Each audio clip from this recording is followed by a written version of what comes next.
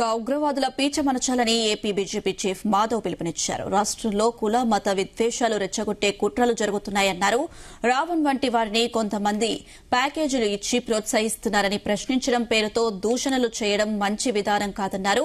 కూటమి బలాన్ని విచ్ఛిన్నం చేయాలని చూస్తున్నారని, పరిధి దాటి మాట్లాడే వారిపై కఠిన చర్యలు ఉంటాయన్నారు. బీజేపీ రాష్ట్ర కార్యాలయంలో మన ఊరు మన జెండా కార్యక్రమంపై జరిగిన వర్క్ షాప్ లో ఆయన పాల్గొన్నారు. మోదీ, చంద్రబాబు, పవన్ కళ్యాణ్ సారథ్యంలో రాష్ట్రం అభివృద్ది చెందుతుందన్నారు.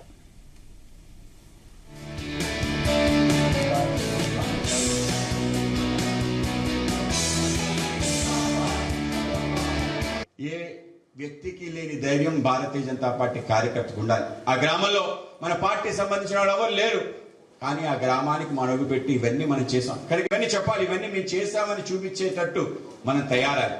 ఆ విధంగా మనం తయారయ్యి ఆ యొక్క గ్రామంలో అడుగు పెట్టడానికే ఈ యొక్క కార్యక్రమం. మన ఊరు మన జెండా అనేది కేవలం పార్టీ యొక్క జెండా, నా యొక్క బలం, నాకు ధనం ఉంది కాబట్టి వరుసగా నేను జెండా దిమ్మలు కట్టుకుంటూ వెళ్ళిపోయి జెండాలు ఎగరేసేస్తాను కాదు.